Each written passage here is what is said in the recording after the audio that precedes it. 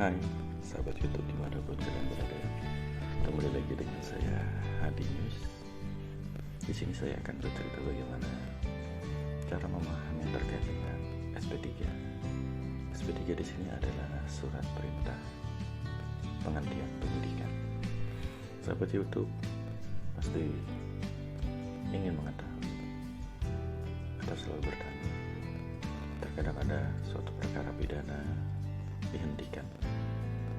Mungkin kita sebagai penonton atau sebagai korban bingung kenapa laporan saya dihentikan, kenapa kasus yang saya lihat di media atau dimanapun kita dengar, kita lihat dihentikan. Apa sih itu penghentian penyidikan? Di sini perlu kita ketahui bahwa ketika seseorang ditetapkan sebagai tersangka, maka setidaknya penyidik telah memiliki dua alat bukti. Alat bukti itu adalah dua alat bukti yang sah, yang telah diatur di dalam pasal 184 Kitab Undang-Undang Hukum Acara Pidana. Dalam pasal 184 KUHP ada 5 jenis alat bukti yang sah. Apa saja itu? Yang pertama adalah keterangan saksi, yang kedua adalah keterangan ahli, yang ketiga adalah surat atau dokumen, yang keempat adalah petunjuk, dan yang kelima adalah keterangan terdakwa.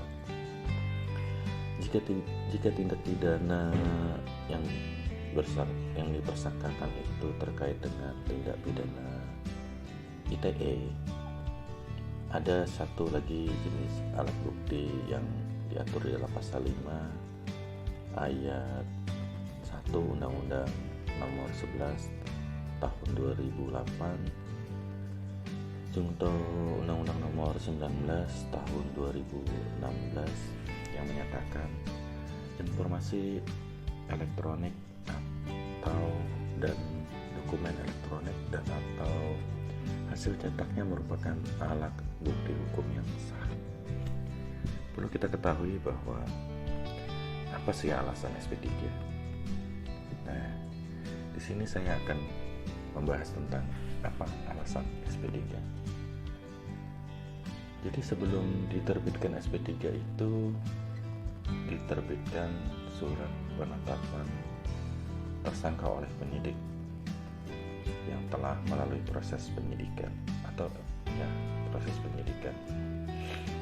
Meskipun dalam kasus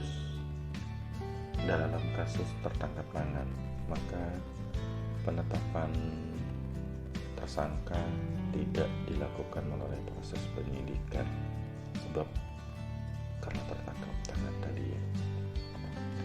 Jika mengacu di dalam pasal 1 angka 2 Kitab Undang-Undang Hukum Acara Pidana, maka penyidikan itu merupakan rangkaian tindakan penyidik untuk mengumpulkan alat bukti sehingga membuat terang suatu tindak pidana serta menemukan tersangkanya.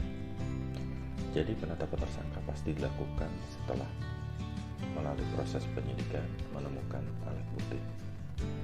Setelah seseorang ditetapkan sebagai tersangka, ternyata ada hak penyidik untuk menerbitkan SP3, surat penghentian penyidikan, surat perintah penghentian penyidikan. SP3 ini diterbitkan ketika sudah ada penetapan seseorang sebagai tersangka. Jika mengacu di dalam pada KUHP maka tentang SP3 ini hanya diatur dalam satu pasal dan satu ayat, yaitu pasal 109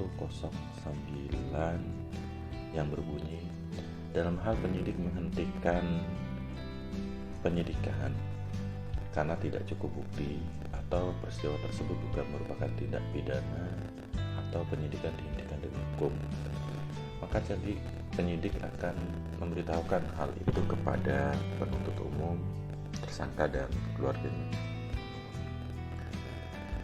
Jadi perlu kita ketahui dari norma tersebut, maka alasan SP3 itu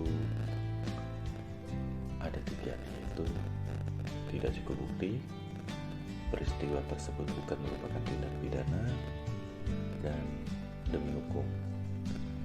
Tidak cukup bukti artinya penyidik tidak memiliki dua alat bukti yang sah dalam menetapkan seorang sebagai tersangka. Hal ini tentu membuat bingung ya. Kenapa sudah di dalam proses penyidikan ditetapkan tersangka lalu di SP3, ya kan? Kan bingung ya, kok bisa ya? Ketika akan penetapan seorang tersangka, maka penyidik harus memiliki dua alat bukti yang sah. Lalu jika alasan tidak cukup bukti dijadikan dasar, maka artinya ada alat bukti yang dianulir oleh penyidik itu sebagai alat bukti yang sah. Dianulir berarti tidak ini ya. Sehingga di dalam terbit SP3 dinyatakan bahwa alat bukti yang dijadikan dasar penetapan tersangka dikatakan tidak sah, tidak akurat, bukan sebagai alat bukti, sehingga diterbitkan SP3. Dalam menganulir alat bukti itu, ini yang dipergunakan dalam penetapan tersangka tentu saja bisa ditafsirkan bahwa tindakan penyidik tidak hati-hati. Artinya dalam penilaian alat bukti yang dipergunakan penetapan tersangka itu ya. Jadi sebelum penetapan tersangka kan harus ada dua alat bukti. Mungkin salah satu itu penetapannya menyatakan sebagai alat bukti tidak hati-hati. Namun demikian, atau bisa juga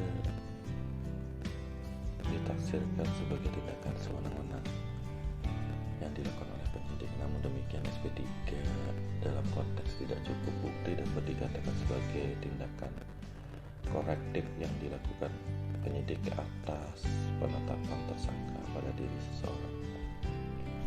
Jika tindakan korektif tidak segera dilakukan, sehingga mungkin terjadi tersangka mengajukan permohonan pra-peradilan karena tidak cukupnya alat bukti dalam menetapkan tersangka. Terkait dengan tidak cukup bukti, tidak cukup alat bukti, di sini dirujuk di dalam putusan Mahkamah, putusan MK, Mahkamah Konstitusi nomor 21/PUU/Romawi 12/2014/2016 tentang larangan peninjauan kembali putusan pra-peradilan yang menyatakan alat bukti yang cukup adalah sekurang-kurangnya penyidik telah memiliki dua alat bukti yang sah menurut pasal 184 KUHP.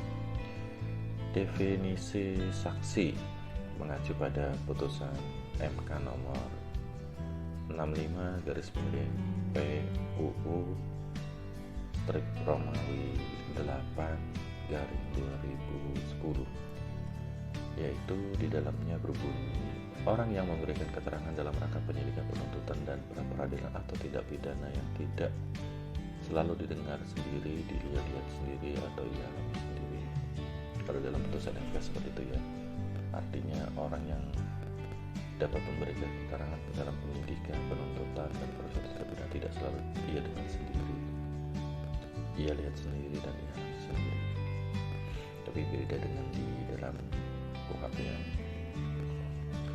Terkait dengan alat bukti saksi, maka dalam tindak pidana umum atau tindak pidana khusus mengacu pada asas anus testis nullus testis, artinya satu saksi bukan saksi. Ketika penetapan seorang sebagai tersangka, maka penyidik harus memiliki dua orang saksi. Hal ini juga diperkuat sebagaimana diatur dalam pasal 185 ayat 2 KUHP.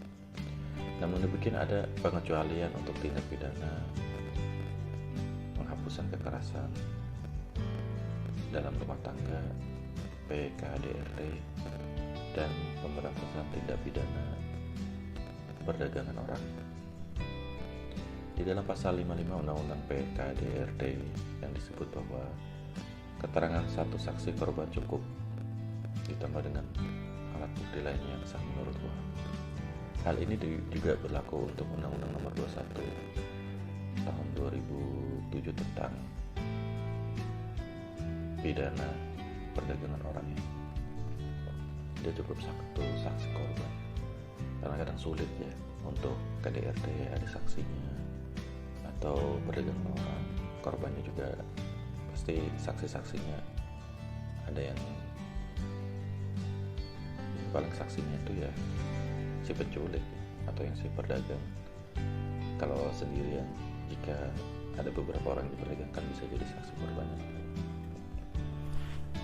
Jadi di sini kita harus mengetahui alasan peristiwa yang dipersangkakan, bukan peristiwa pidana, juga menunjukkan ketidakhati-hatian atau ketidakprofesional penyidik dalam menetapkan seorang sebagai tersangka. Karena ketika seorang ditetapkan sebagai tersangka ada rangkaian tindakan penyelidikan sebagaimana diatur dalam pasal 1 angka 5 KUHP, yaitu perbuatan penyelidik untuk menentukan ada atau tidaknya peristiwa yang diduga tidak pidana atau bukan tidak pidana. Dengan demikian, penyelidik itu dimaksudkan sebagai filter. Jadi penyelidikan itu sebagai filter. Namun kadang ada sebagian penyelidikan dalam proses klarifikasi sebelum dilakukan penyelidikan diklarifikasi. Ya, merupakan sebagai rangkaian penyelidikan juga, tapi dalam arti itu masih awal. Sebelum diterbitkan surat perintah penyelidikan, ada surat perintah tugas untuk melakukan klarifikasi dahulu. Ketika ada indikasi sudah mulai terlihat dilakukan penyelidikan lebih dalam lagi. Lalu sebelum dilakukan ke proses penyidikan itu biasanya dilakukan gelar perkara ya. Digelar dulu perkaranya, apakah proses peristiwa pidana itu bisa ditingkatkan ke tahap penyidikan. Jadi ya, penyelidikan itu merupakan filter ya, memastikan peristiwa hukum itu adalah tidak pidana dan bukan perbuatan dalam konteks hukum perdata atau hukum administrasi negara atau peristiwa adat. Dengan demikian, alasan menjadi kurang relevan ketika menyatakan terbitnya SP3 karena perbuatan yang dilakukan tersangka tidak masuk dalam kategori hukum pidana atau tindak pidana. Alasan ketiga, SP3 karena alasan demi hukum. Alasan demi hukum lebih rasional ya dibandingkan dengan dua alasan dia. Ya, tidak cukup bukti bukan merupakan peristiwa pidana itu. Kalau demi hukum ini disebabkan suatu alasan yang lebih substansi yuridis formil. Dalam banyak doktrin dan putusan pengadilan, alasan demi hukum terbitnya SP3 didasarkan pada kitab Undang-Undang Hukum Pidana, yaitu nebis in idem, tersangka meninggal dunia, atau daluarsa. Jadi demi hukum itu ada 3 alasan juga ya, nebis, tersangka meninggal dunia, atau daluarsa. Di sini secara singkat dapat dijelaskan bahwa nebis in idem diatur di dalam pasal 76 KUHP ya, yang mengatur tentang orang tidak boleh dituntut 2 kali atas perkara yang sama. Artinya sudah dilaporkan di tempat lain, diproses, disidang, dan divonis sesuai dengan aturan hukum yang berlaku, lalu dilaporkan lagi dengan peristiwa yang sama dengan tersangka yang sama. Hal itu tidak bisa ya. Itu disebut dengan nebis in idem. Fase penuntutan fase itu sudah selesai fase penuntutan. Memang otoritas jaksa untuk melakukan penuntutan, namun tentu penyidik juga tidak akan bertindak gegabah dalam menetapkan seseorang sebagai tersangka, karena jaksa sudah dipastikan tidak akan mau menuntut orang tersebut jika ternyata perkaranya sudah pernah dituntut. Karena itu ketika penyidik menyadari bahwa orang yang telah ditetapkan sebagai tersangka ternyata adalah orang yang sama dengan perkara yang sama dan pernah dijatuhi hukuman, maka diterbitkanlah SP3. Soalnya jika terjadi nebis in idem tapi masih diproses ya termasuk jolim ya, karena sudah dihukum dengan perkara yang sama tapi dilaporkan lagi dengan perkara yang sama. Lalu yang kedua adalah tersangka meninggal dunia. Di dalam pasal 77 KUHP kita Undang-Undang Hukum Pidana. Dalam hal ini cukup jelas ya yang dijadikan pertimbangan terbitnya SP3 itu karena tidak mungkin menuntut mayat. Orang yang sudah meninggal masa mau dituntut kan nggak mungkin. Di sini harus dihentikan ya. Nggak mungkin mayat dibawa ke pengadilan lalu dituntut. Itu nggak masuk akal, logikanya di mana kalau sampai hal itu terjadi. Oleh karena itu harus dihentikan penyidikannya. Ya sangat kejam lah, sudah meninggal masih dituntut. Alasan yang ketiga ada daluarsa. Nah, di sini apa sih maksudnya daluarsa? Kita perlu ketahui kasus itu daluarsa, sudah lewat waktunya. Artinya di sini sebagaimana diatur di dalam pasal 78 KUHP Kitab Undang-Undang Hukum Pidana. Tentang daluarsa ini ada 4 kategori. Yang pertama adalah pidana sudah lewat 1 tahun untuk tindak pidana percetakan. Yang kedua sudah lewat 6 tahun untuk pidana yang diancam dengan pidana denda, kurungan dan penjara lebih dari 3 tahun. Jadi di dalam pasal-pasal pidana itu sudah diatur kategori hukumannya berapa tahun. Jika sudah lewat 6 tahun, terus ancaman hukumannya di dalam pasal itu 3 tahun, berarti sudah melewati daripada 6 tahun itu, kasusnya sudah kedaluarsa, itu harus dihentikan. Lalu yang ketiga adalah sesudah 12 tahun untuk tindak pidana dengan ancaman lebih dari 3 tahun. Ya, diancam 3 tahun, sudah lebih dari 12 tahun juga, ya dia harus dihentikan. Yang keempat sudah melewati dari 18 tahun untuk tindak pidana dengan ancaman pidana mati atau seumur hidup. Ancaman mati atau pidana seumur hidup sudah lebih dari 18 tahun. Kan ancamannya ancaman mati ya, atau penjara seumur hidup. Tetapi di sini dalam prosesnya dari awal penyidikan hingga belum ada kepastian hukum hingga 18 tahun lebih. Buat aja 18 tahun ya, harusnya 18 tahun lebih di sini kasus itu kedaluarsa. Terus pra peradilan SP3. Nah,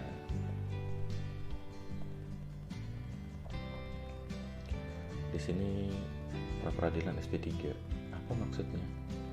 Oleh karena SP3 merupakan suatu objek pra peradilan sebagai diatur di dalam pasal 1 angka 10 dan pasal 77 Junto Perma 4/2016 tentang larangan peninjauan kembali putusan para peradilan. Atas terbitnya SP3, pelapor atau kuasanya dapat melakukan permohonan gugatan pra peradilan ke pengadilan negeri.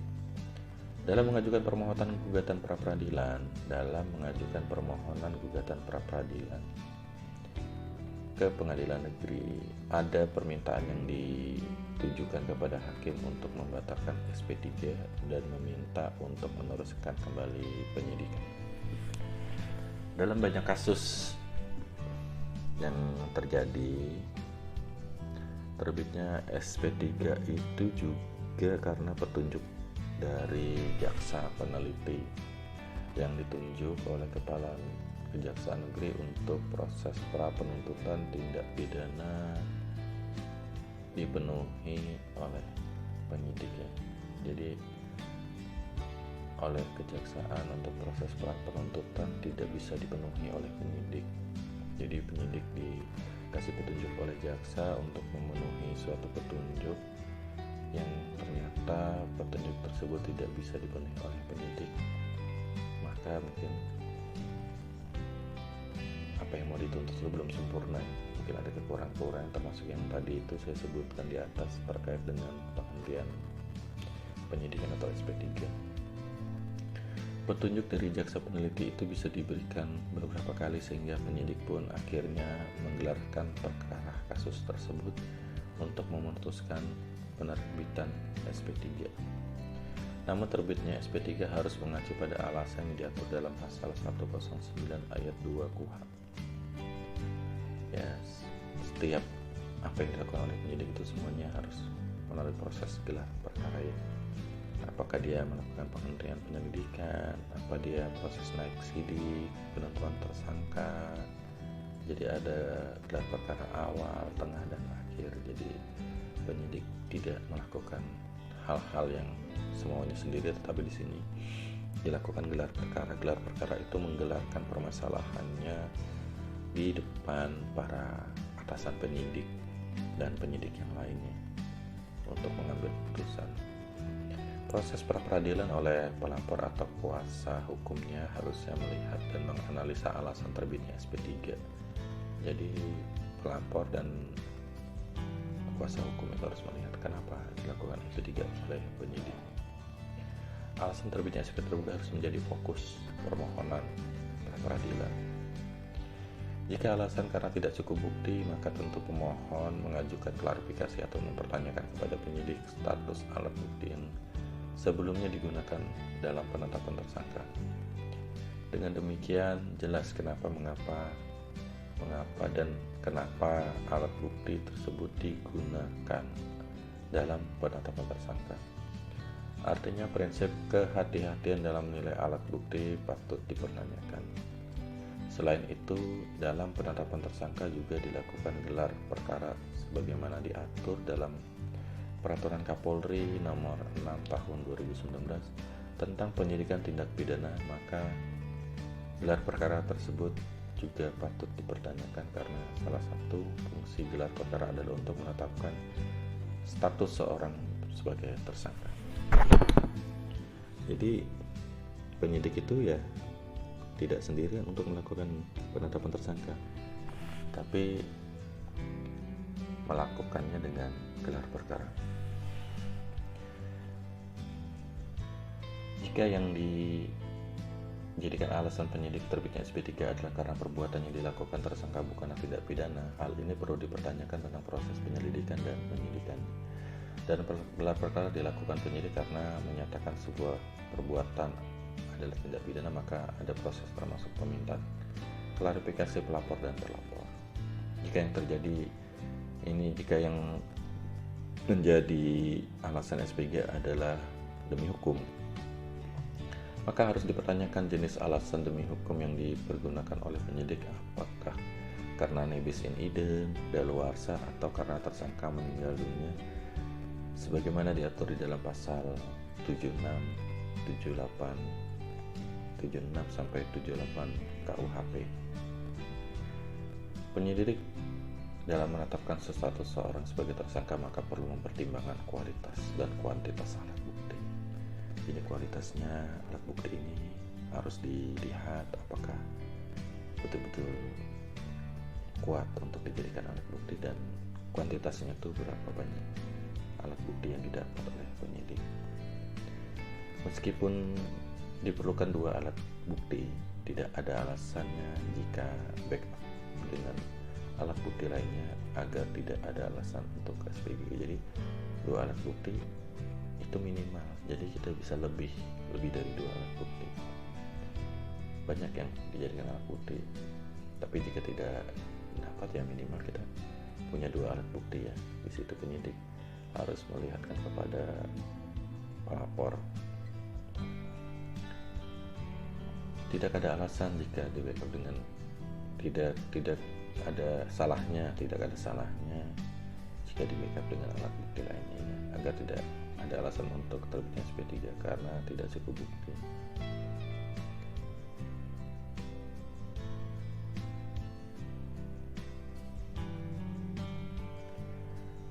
Ya seandainya SP3 ini ada ya untuk rencana ke depan, SP3 ini juga tidak hanya sebagai alasan subjektif penyidik semata ya, tapi juga perlunya dimintakan penetapan pengadilan untuk terbitnya SP3. Sebenarnya ya itulah rangkaian dari alasan SP3 dan cara memahami kita SP3 itu karena apa sih. Banyak orang yang masih awam mungkin tidak tahu kenapa dilakukan SP3 ya. Kembali kepada 3 hal tersebut. Pertama, tidak cukup bukti, bukan merupakan peristiwa pidana dan kadaluarsa.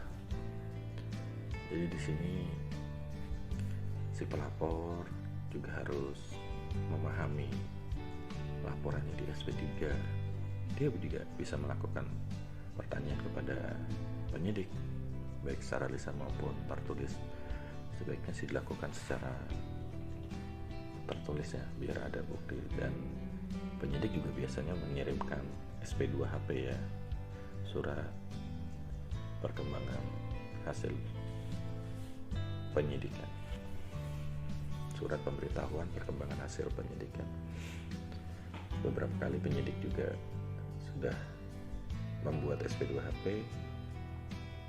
Kalaupun tidak ada dibuatkan SP2 HP, si pelapor wajib menanyakan. Di sini artinya pelapor itu betul-betul pelapor resmi ya, bukan pelapor yang hanya mengandalkan surat kaleng. Seperti pelaporannya juga tidak bisa dipertanggungjawabkan. Di sini pelapor itu harus bisa mempertanggungjawabkan laporannya. Artinya penyidik harus melakukan klarifikasi terhadap pelapor. Tidak hanya pelapor membuat surat lalu tidak dilakukan klarifikasi oleh pelapor. Di sini pelapor harus diklarifikasi juga. Apa alasannya melaporkan? Apakah dia korban, saksi, atau ada kepentingan politik dan segala macam hal. Di sini jelas seorang pelapor juga harus bisa mempertanggungjawabkan laporannya. Jangan sampai dengan laporannya itu malah menimbulkan suatu fitnah. Dia harus jelas posisi dia, legal standing dia sebagai pelapor itu sebagai apa. Demikian sahabat YouTube dimanapun kalian berada terkait dengan memahami arti SP3. Semoga apa yang saya sampaikan bermanfaat dan menjadi suatu yang menambah ilmu pengetahuan kita. Demikian sahabat YouTube. Terima kasih. Assalamualaikum warahmatullahi wabarakatuh.